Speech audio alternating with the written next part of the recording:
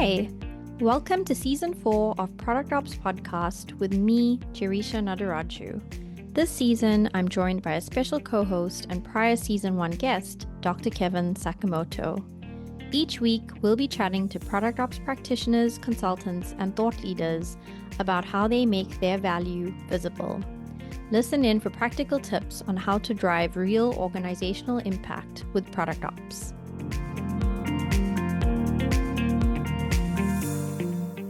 Shabnam, welcome to Product Ops Podcast. We are very excited to have you on. How are you doing today?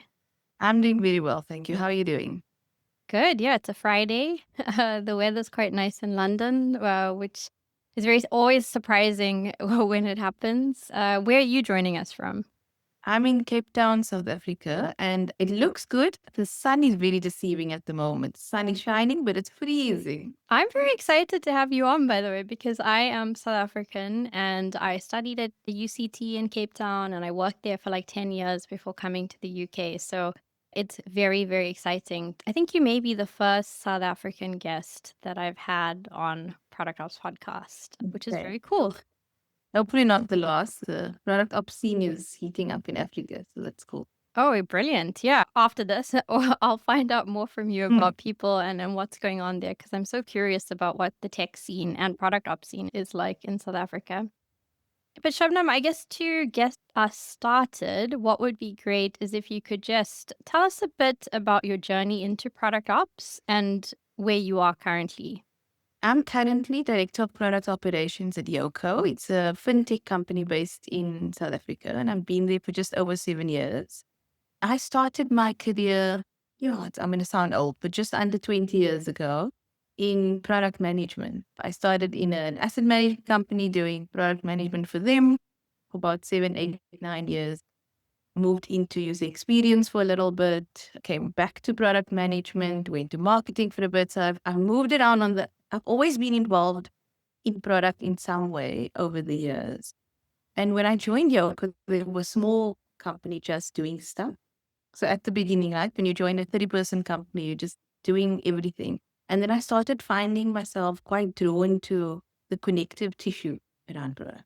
I was a good enough product manager, but I knew I would never be the best. It's not something I'm going to be amazing at. And I found a lot of fulfillment in helping the work around the work, the systems, the rituals, the rhythms, trying to get all of that out of the way so that the experts can do their best work. So I kind of stumbled into it. We didn't call it product ops for the first few years. It was just, Shabnam, we need you to do this or to put out this fire to solve that problem. But over now, the last few years, we formalized it. And so I've now built I lead product operations, which spans across design ops, research ops, project program management, which I know is debatable in the space. And every time there's a new capability we need to build or a new area that we need to incubate, it sort of comes into my space. We build it, we incubate it, then we move it out to the rest of the org. That is so interesting. And so much of it resonates with me and I think my journey into product ops too, because I joined a small fintech startup here in the UK and I was like the 10th employee, and it was very much a case of do anything and everything that you just needs to get done. And then there was a case of like, oh, Gerisha, can you go look at what's happening with the product team because we think they need some support or help with the problems that we were having as we were trying to scale. Started in a team called Catalyst, which wasn't even called Product Ops. It was just like, let's go figure out how we can help them. And then kind of realized that is product operations, right? And then ended up doing it at 2 more companies and have now seen it at scale. So yeah, it really resonates, that journey of like just getting closer to the problem, Shabnam. Yeah.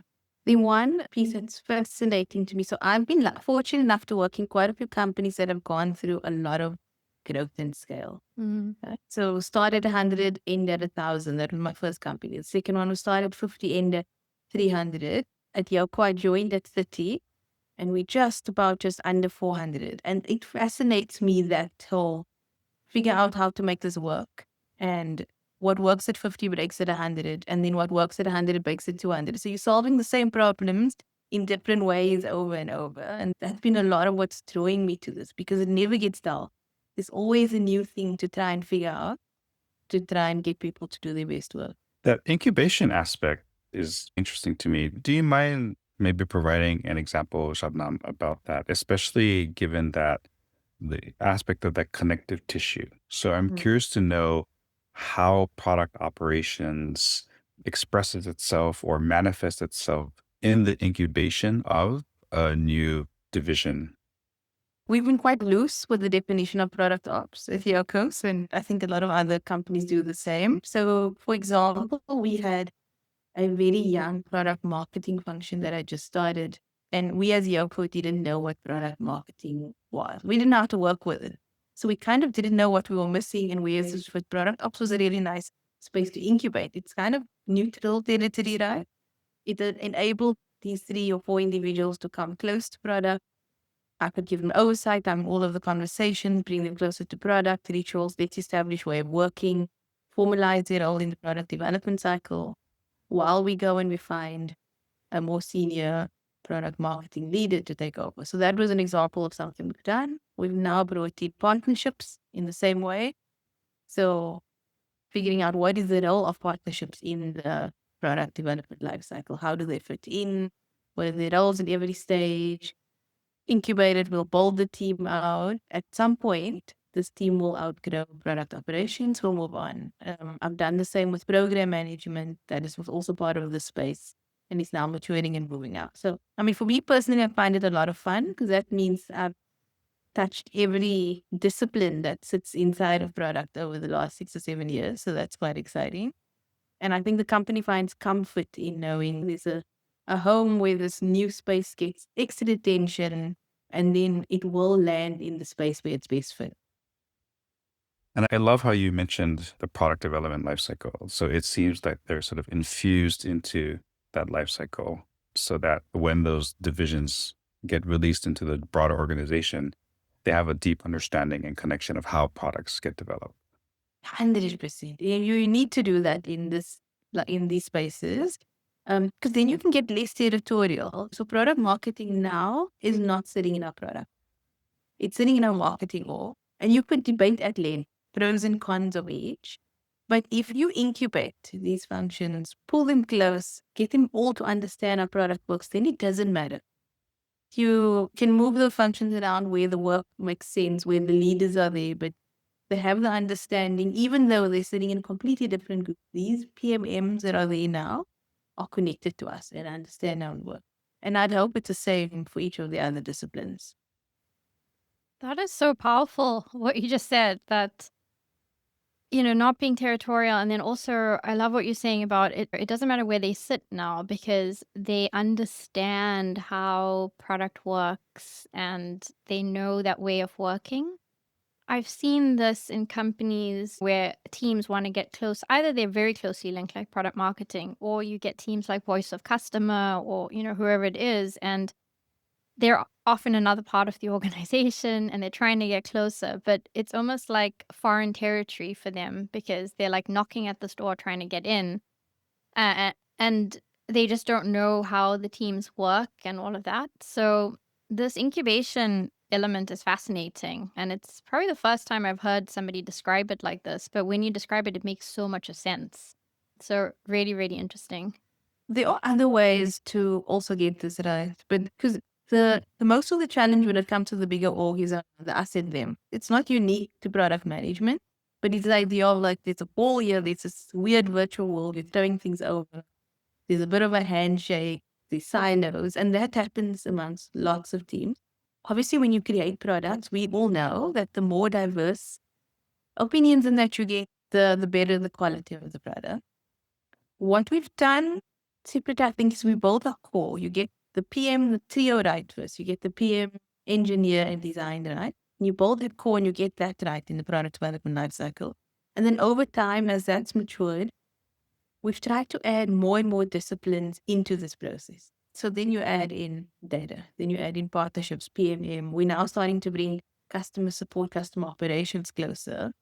So that when you do your quarterly planning at the end, you have so few stakeholders that you need to convince and present to because they've all been along with you in this journey and building. That's super powerful. It takes out so much of noise that the PMs are spending time doing in the traditional org.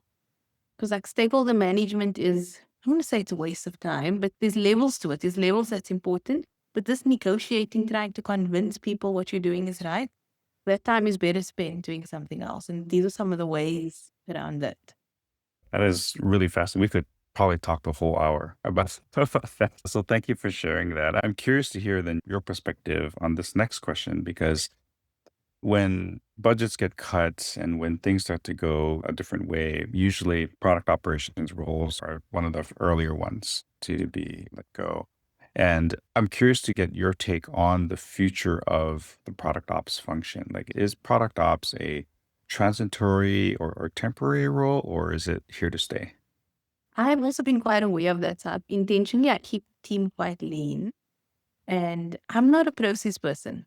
Actually, when I walked into this role initially, I still have a lot of this imposter syndrome because I live in the mess and the flux and the chaos, and I care a lot more about the what than the how. And so I felt that this role wasn't a fit for me. And I remember the CPO telling me, but this is exactly why I want you to do this role, because you're going to find ways to not create processes and systems and structure and just make the work easier. And I think that's quite powerful being in this product ops role. Like, even though I set up quarterly planning, my value is not in creating templates and setting up the meetings and all of that. It's actually being in the work, picking up the issues, the nuances, where things are being dropped, where people need to be connected. I'm uniquely positioned to do that. Not saying the VP of engineering and the VP of product can't do that, but just the role that I'm sitting in and the lane that I'm playing really adds a lot of value. I I cannot see a role like that disappearing. Um, in the most autonomous teams, you always need connectors. People understand the work now to bring things together now to optimize. As we've progressed in product ops at Yoko, my scope broadens to go. It's not just, you started with product management, right? And it was product ops and the connective tissue between the PMs. Then it grew to PMs and design. Then the role grew to go product and engineering. Now we've added custom operations. These roles are very powerful as long as you hire the right people, I think, into them and then understand the intent behind the role. It really is about enabling people to do the best work. That's it. Create the space for the experts to do the best work, whatever that means. Um, I doubt it's not the. I think the last comment on this, which I'm sure would have been mentioned by others, is that people would say it doesn't need to be a role. It can be a person, part of a person's role. That obviously just depends on the person, right? We've got within all the different disciplines, some of our senior leaders have ops counterparts and some don't. And it just depends on their strengths and where they lean. So this product ops space for me is the same. If you have a strong leader that's strong in ops, you probably aren't going to bring someone like this on. If you have a strong creative leader that needs this, you'd bring someone to support.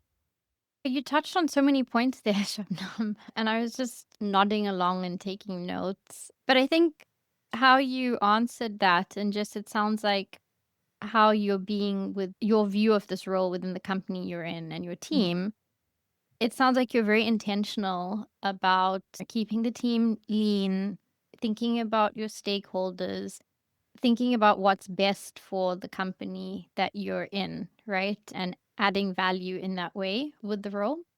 And the theme for this season of the podcast is actually making value visible. And one of the things Kevin and I have been chatting about in the context of redundancies and companies dropping, roles like product ops and all of that, we have been thinking about what should people be focusing on in order to make the value that product ops is doing visible within companies to have that impact, and then potentially ensure that they aren't the functions that are cut, because we both believe this is a truly valuable function within a company if done right and working within the context of that org. So, what we'd love to hear from you, Shabnam, is if you could walk us through one example of work that you've done within product ops that you felt was particularly valuable and had impact in that organization. And just, yeah, give us a bit of context and tell us why you did it and how you went about tackling this initiative. So towards the end of last year, maybe early this year, our company had just come out of a period where we were very much focused on big rocks. We had a couple of really, really big things we needed to hit. I think it was the beginning of 2024. Our CEO stood up, he presented a company strategy, and it was really clear. It was 3 or 4 big things. Every quarter, we needed to hit a thing. The entire product org, well, not just the product org, the entire company were rallying around trying to get these major product releases out.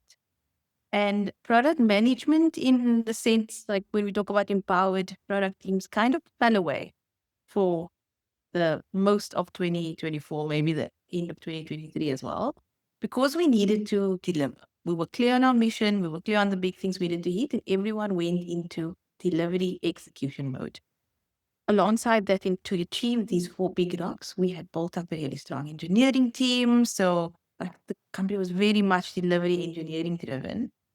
And we had ended that year, I guess I'm quite proud of what we had achieved. We had hit those 4 big rocks, but also feeling like, I think it was a time when there was lots of pressures in the macro environment, also feeling like, okay, what was the impact of those 4 big rocks? We had spent all of this time delivering, teams were exhausted, quality of the work was high, the impact was unknown.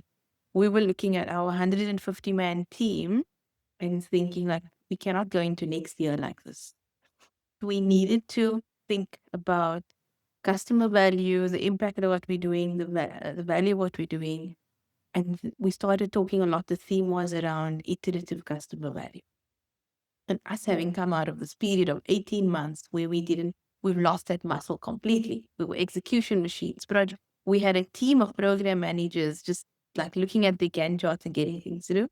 The team did not have this muscle at all. And that was a conversation we had the end of 2024 going, how do we set this up next year? How do we transform this organization back into an organization that could do iterative customer value? And we knew that there were challenges there already. Like, because we had focused on those 4 rocks, that was all we focused on. We had very little view of what was really happening across our teams. We had about 12 product teams at the stage. We knew those 4 big rocks. Everything else was a bit like loosey-goosey, like whatever they were doing was okay. We didn't really know. Prioritization was poor. We didn't have a strong middle layer. So we had the 12 flat teams. We had the CPO and myself as operations. We didn't have a VP of product, head of product. We didn't have strong.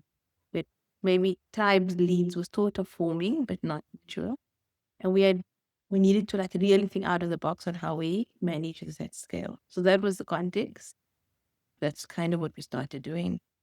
You set this up so well. I'm now ready and waiting to find out what you did. Kevin's nodding because I think he's feeling the same. Okay, so what we did, gosh, we weren't that good at quarterly planning. I'll tell you that because we hadn't needed to. So all these things we knew from past. We didn't have the muscle of quarterly planning. We had done annual planning. We ended up getting together as a product leadership team and just aligning in probably the worst way, quite top down, going, let us just think about one thing we want every team to get right. We're going to put some direction. We took our 12 teams. We brainstormed a bit and we went, we're not going to try and fix everything. Let's just pick one thing. Try and get the team into the muscle of delivering one piece of value for the quarter or within the quarter. We did that. We went through a consultation process with the teams and we came up with 1, maybe 2 per team, right? These are pure outputs. And we decided to start tracking it. And I don't think it was revolutionary. It's just things we didn't do before. I set up something like a very simple weekly tracker to go, okay, per team, these are your 2 or 3 things, that you're going to achieve. Here's a very light tracker. Every week, we'll meet with you and we'll talk about how you're doing, like what you did last week, what you did this week. Just general governance tracking. And we set it up. It took a lot of time, I can say that. 12 teams, no middle layer. We had a very intentional discussion as a product leadership team to say, okay, what do we want to get right? We want to get incremental customer value being delivered right. That's it. Okay. We're going to focus on that, get that right this quarter. We're going to park everything else. So designers had less time to explore. We didn't really get ahead on product discovery. We didn't start thinking about the strategic roadmap. We just very intentionally went, we lost a lot of time on our calendar. Like I think we were doing something like every Monday, all day Monday for the first few months, we just spent time with these teams, started talking about things. And my primary intention in the beginning was just visibility. So I don't know what the system holds at the moment because we're focused on those four big things. Let's start with visibility. I'm not going to optimize for time. I'm not going to optimize for anything. Let's just surface and we see what comes up. And the first few weeks, within 4 weeks, we learned so much about what was happening in the teams. 2 or 3 key things came out. One is teams were being blocked all the time by other teams. Two-thirds of our blockers were cross-team dependencies. And we prided ourselves at having set up teams and tribes that were autonomous. And I mean, we all do that. We went back major research, we had done this, and two-thirds of that was blockers. That resulted in us doing a couple of minor restructures over the year already to try and fix it. And we're definitely in a much better space now. That was the one thing. And then the second thing that came up was that even though we were tracking week on week and we tried to give teams goals, our teams did not have the muscle of how to scope and slice work. And that ended up being a lot of what we focused on in that first quarter, just coaching the teams through slicing work, scoping work. What does an MVP look like? What's the first thing you can get out of the door? And this mechanism of our weekly session became the way we did that for 12 teams at scale, with the product leadership team sitting every Monday morning, going through work, talking through it. And we can get into a bit more of the practicalities because some of the stuff I think is quite useful, as like tips and tricks on how to do this, to get through it. I just want to fast forward to the end of the story quickly, and then we can get stuck into the middle.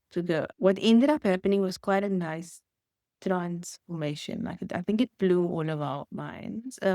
Combination of like week tracking, unblocking, process we changed all the time because I'm watching it. Remember, I don't care about the process. I care about the what. As I see things being blockers, I'm changing the rituals. I'm changing the trackers to try and surface more things, coach teams more. We ended the quarter having delivered more in that quarter than we had delivered for the 2 years prior. Multiple customer value releases, lots going out, too much to launch. We ended up needing to create a product launch event to just do this. And the team was like, the momentum was addictive. And it was all about these small incremental changes that we made. We're still riding off that momentum, but it's fantastic to feel like we're obviously not as intense about it now. It's been quite a nice shift to a company now and a product that is healthily just delivering a customer value. That is amazing. So many wow moments. I'm really fascinated by so many things there. I'm curious to know when you mentioned 2/3 of the blockers were just cross-team dependencies, like what was the reaction? How did people respond when you shared that finding? One of the fields in the sheet, so everything was quite manual. I had a really intense quarter one. I don't know how much time I spent with my husband, to be honest, because every like Friday evening and weekend and Monday I was trying to track. I do actually just want to give a shout out to Jenny Wagner, who had a conversation with me when I reached out, having a meltdown and trying to solve it. And she gave me one really simple piece of advice that has helped us all so much. She just said, track everything. She said, even when you unblock something, track it. When you see an issue, even if the team sorts it out, track it. When something is escalated, track it. And it was such a nice, simple piece of advice.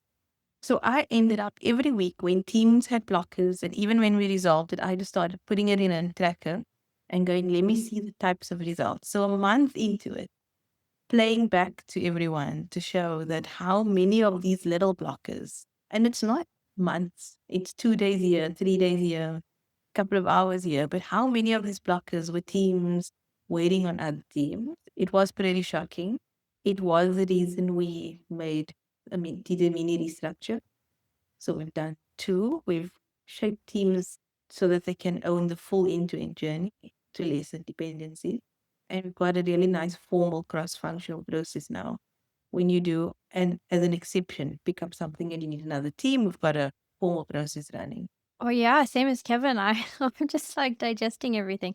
There's so many things you said there, Shabnam, that I just think are so important for people to keep in mind as they are in a role like product ops. First of all, also Jenny is a guest on this season of the podcast, so she's in one of the episodes. So I love that you brought up her advice. That's so nice. So one of the things you said, I think, as you were doing that, was that what I love about this is that as a leadership team, you recognized the problem that you had, and it sounds like you also recognized it was because of decisions that you or the company had made.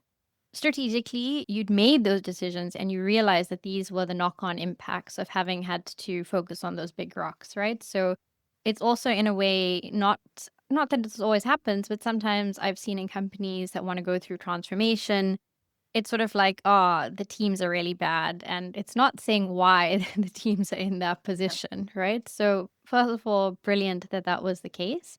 And then I loved that as a leadership team and yourself, you made it very, very clear about what is the one thing you want to get right and focus on, right? Mm. And it was that iterative customer value and delivering on it. And in doing that, you also said, we are okay if these other fires are burning, right? We are not here to solve discovery, this, that, whatever, whatever, whatever. And all the things that need to you get right in order to do product management in the empowered way or whatever it is. No, we have this one problem that we want to try and get right, and we're going to focus our attention on it and just do things that are going to move us forward in that way. I think that's critical, and to have the buy-in and the support to make sure that your stakeholders understand and these expectations are managed, that this is what we're going to do. It almost like allows you to have that space in a way, and not that you have that much space, because I'm sure, like you said, it was so busy, but it's that space to just focus on that one problem. And then you can be way more observant and push it forward like a lot more than spreading yourself thin on 5 or 6 different fires that are going on. It's not an easy thing to convince the senior stakeholders, the investors, the rest of the leadership team. So our CPO believed in this and believed that we needed to start here. That was super important, right? So he helped a great deal. Of course, everyone is talking about the impact of the work. That kept on coming up. But what are the numbers? What are the metrics? How are we making our decisions? Are we calculating ROI? And he spent a lot of time re-emphasizing that with the rest of the executive team and reminding people, we know that's also a problem. There's no point in calculating the ROI if your delivery machine is not delivering iterative customer value. So let's start here and we're going to work our way towards that. So that senior stakeholder buy-in was really important. So he could be a champion in forums where we were in to keep on reiterating that message. Mhm. And I guess part of that is also storytelling, right? You need to be able to tell that just as the way you positioned, how he may have said it, or if you had to do it too, is that yes, that is also where we want to get to and what we want to do. But in order to get there, this is the foundational layer that we need to fix first, and then we can kind of build on it to get there. How did you, or maybe because you had the benefit of the CPO providing that air cover, providing that support, but did you encounter any resistance along the way where after 3, 4 weeks in, people started to question, oh, I'm not seeing the value, I'm not seeing the impact? And if you did, how did you overcome that? So we were also very aware of that going in. We actually, I think it was early February, we had a company-wide session and our VP of engineering stood up in front of everyone and went, we are going to start shipping. We're going to ship customer value all the time. And it was like he had the emoji of the ship icon and became like a symbol. So very visibly, he took on that accountability. We brought it in and we said, okay, we're going to celebrate all the wins. We're going to take this energy because you're right, Kevin, you can't go away for a quarter and say we're going to ship. We need to keep on showing the momentum. And we did things like we took that ship emoji and we turned it into a Slack workflow. And every time a team delivered some value, they would just post something. We have a channel called All Good Things, which is just anything and everything that's good, which felt like the perfect channel to start posting in. And people would just post like a little change they made. Doesn't matter whether it's a bug fix or a new feature or an alpha test. They would just start.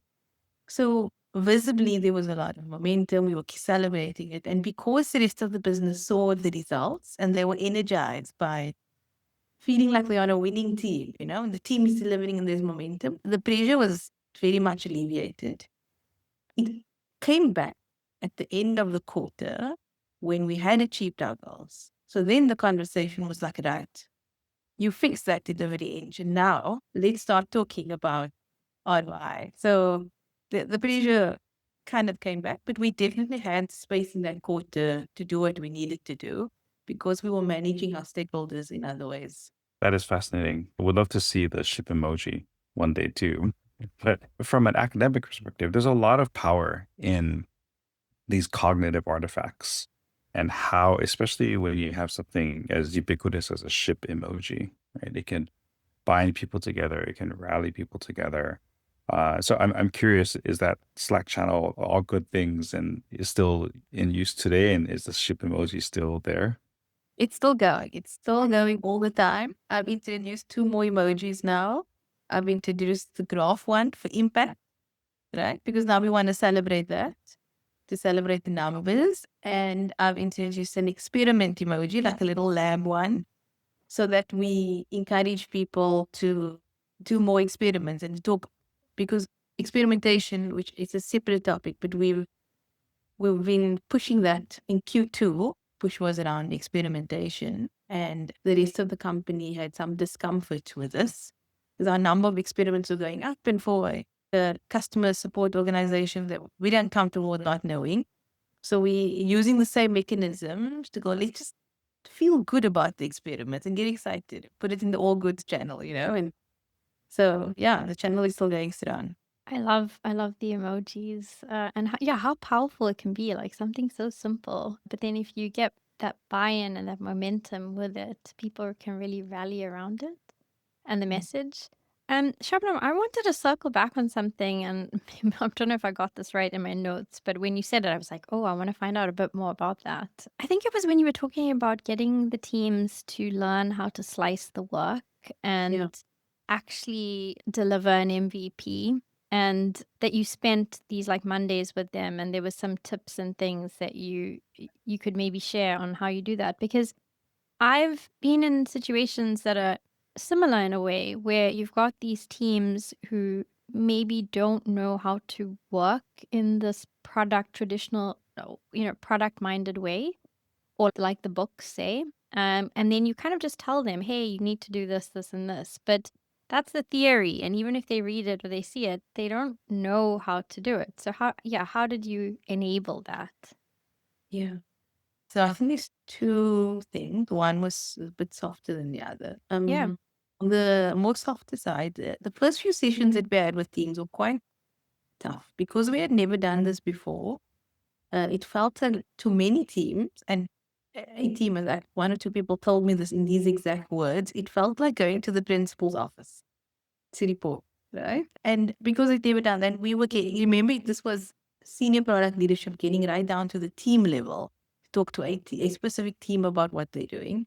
So it was quite hard. It was a lot of like the teams feeling that they need to show what they're doing and show progress. And so in the beginning, we had very few blockers and issues being raised, and people were quite scared. I needed to have a lot of stern words. And if they listen to this podcast, I think the rest of them will laugh because I needed to have quite a few stern words with the head of design and the head of engineering and going, guys, like, change your tone. This is not, you're not mocking the work. This is supportive. This is about unblocking.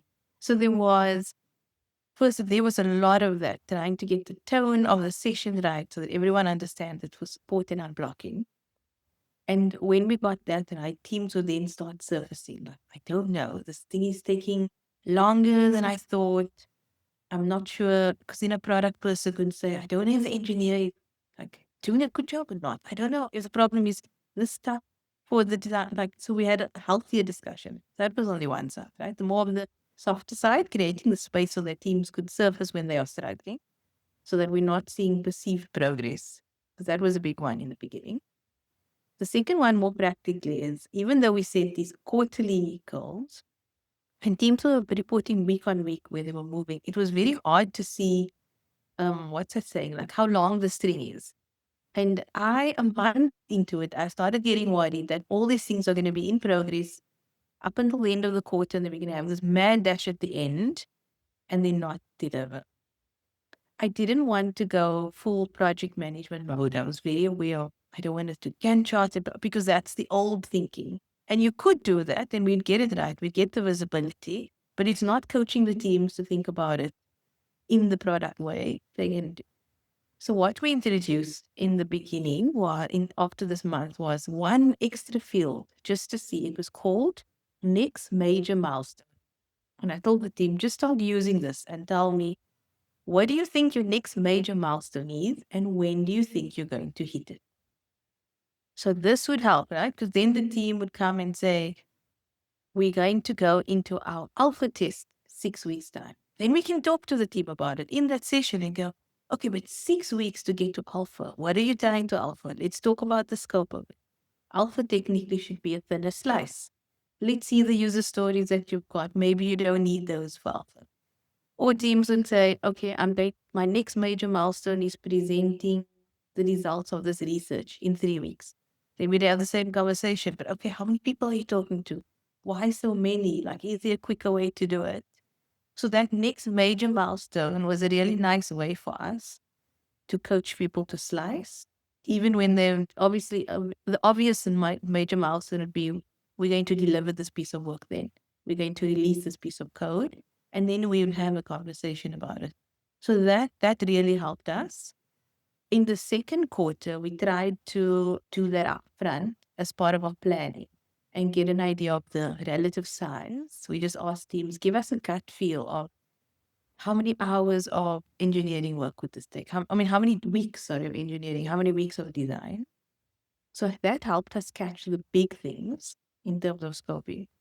But this next major milestone definitely was a thing I feel that helped coach teams on how to do it better. We've dropped it now in Q3. We don't need it because we think we can see the muscle is there and teams are thinking in the right way.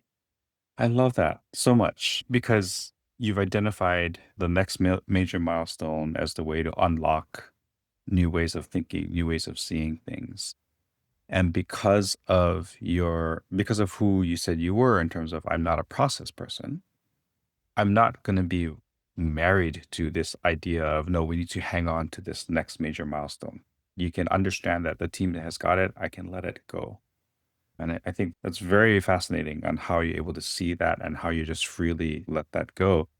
I'm curious to know, how did you think of that? How did you realize that the team needed this reminder of what is the next major milestone so that they could unlock these capabilities? I must have read an article or one of these product ops gurus. There's so many amazing people. Must have mentioned something and I probably joined the dots. I know internally we first chatted and we said, no, we don't want to do project plan. And then we said, okay, instead of doing a quarterly goal, should we set monthly goals? But I don't like the set nature of that because product development is messier and some teams would go quicker. So I think it kind of just evolved from that because it would be the first step in your project plan. And that's the only step we needed. And the only step that you could get right with a certain degree of accuracy, I guess. So maybe it's the PM in me that came up with it. Yeah, it feels like it's so logical, like how you approached it. But actually, people may have done that, which is like, oh, let's do quarterly or let's do the monthly. And then it's also that one size fits all for everyone approach, which I'm sure Shabnam, from what you're saying, doesn't necessarily like work, right? To fit everybody into a certain box. And sometimes that's what processes do. One of the main takeaways for me from this is just that idea of how flexible you and your team is flexible and responsive, right? You're constantly observing and you're responding. This is what it sounds like. You are seeing where you're iterating. You're constantly iterating as a product ops leader and your team you keep watching, and then you're like, okay, can we drop that? Should we expand on it? Should we pull back? What should we do? And it's so interesting to me because also I think I used to be a process person because, and I can admit that now, because when I went into product ops the first time, I didn't have a product management background and I was in business operations. And so I was at a very high level working with the C suite and like often having to put like project plans in place. And I think when I interacted with product teams for the first time, I was very much married to my own solution and being like, I've solved this problem. I've created this perfect thing. This is how it's going to work. And then you put it in the hands of people and you're like, oh, people are not doing this in the way that I thought that they would, right? And so I am now somebody who takes a product management approach to how we do product ops. I think how you do the work matters a lot in this space and how you're able to meet the teams. So I just think it's great. You aren't married to the process, that you are putting in place and how you dropped that next major milestone because now it worked. That's exactly the type of stuff I think teams need to be willing to do because you're there to serve your customers and your organization. There is an other side of it, right? So there is a problem sometimes. Like I'll create a template. I don't do it anymore, much better. But there was a time where I'll create a template and then watch and observe what people using it, then change it. Then watch again, then change it. And then like I wouldn't stop optimizing. Right? So it's a bad thing. Now I think I've gotten a better balance. But as a rule, every time I would do, and I'd always encourage my team also, if you start a new ritual or a new template or a new process, anything, like those first 4 or 5 weeks, say, for example, you set up a weekly meeting, those first 4 or 5 weeks, you need to be your meeting is in alpha. You need to watch it, iterate, see what happens, get all the feedback from the participants, change, and not be scared to completely overhaul in those first 3 or 4 weeks. And then it will settle. Then you start optimizing a little bit less and then you leave it. And you go, okay, cool, I'm going to evaluate this meeting at the end of the quarter. So I think you do need to, in this role, you do need to apply everything you're doing that way, because that makes you then not just a process person. That makes you valuable because you understand you completely like the meeting was just the framework, the box that you set up. The value is now in you watching people's behaviors and adapting. We could talk forever on it. This is so fascinating, Shabnam. And I really appreciate how you tell such compelling stories. And it speaks to, I think, your talent to just get people going, right? To rally people around this centralized story. And especially how you said in that one meeting, going to the principal's office of changing your tone, right? So that everyone understands. And I think it really highlights the importance of people over process, right? That people are at the center of everything that you do. People are the ones that use the boat emoji or the ship emoji, I'm sorry, and the chart emoji. And people are the ones posting things in the all good things channel. And that the people hold beliefs in the iterative customer value. And that as part of the incubation process, right, people need to understand product life cycle development and they can take that with them as they go into the rest of the organization. That sounds like a lot of hard work. And just to keep all of that in your head and to express that and to be who you are. So, what is the hardest thing about doing what you do? What is the hardest thing about, product ops? Like you said, it's mostly invisible, right? These are all things that are happening in the background, in my mind, watching, observing. That's the hardest thing, but in a way, it's also the most fulfilling thing when you see things work and you're like, oh, it was that little nudge there and that little change there, and look, magic. It's hard to answer that question. What's hard? Because I enjoy the space. It energizes me, it motivates me. I love like the leverage that I have, right? That if I can make a 1%, 0.1% change that improves how 100 people work, like it's huge for me because I can see the impact and it's way more than what I would have had in a different role. So that's why I also stay close to the teams and to the work and that, because their momentum is feeding mine and it's energizing me. That's awesome. Yeah, that's such a great way to almost end things, Shabnam. Much like Kevin said, I feel like we could chat to you for, I don't know, another couple of hours, like just to pick your brain and get deeper into some of these things that you've said. But we are at time. And so I just have one final question for you. You've been doing, sort of working in product and product ops, or doing this role even without the title for many years now. I'm just curious to know whether your view on, what product ops is has changed from when you first got into this role and to now. Yeah, I mean, I think it's been like a common theme in our conversation now, right? I used to think it was about filling gaps because that was my role. I was a gap filler. I do whatever you need me to do to get the job done. It's not that. It's not fixing gaps. It's about enabling momentum. Yeah, and a lot of that is behavioral and culture. I'm writing this down. I love that you said that enabling momentum. Yes, and this momentum that comes from almost these small iterative steps, and then they add up. And as you get that ball rolling, you get the momentum, and then it keeps building, and that is like a wonderful thing to watch or experience. I myself also feel energized by that. I think sometimes the hardest thing is going from when it's stationary and you've stopped to get that first bit of momentum going. And I think this is kind of the example that you brought us today, where you didn't have that muscle and you had to slowly build it. And so it's going from nothing to starting to get it going. And I also love that you touched on the behavioral kind of change element. This has been a common theme throughout the season and through discussions with Kevin, that so much of what we do in product ops relates to the people and changing behavior. And we've also been reflecting on the type of skills that you need in order to be able to do that. And some of them are a lot softer. And so it was also really nice that you mentioned the soft element of that example, where it was even the tone.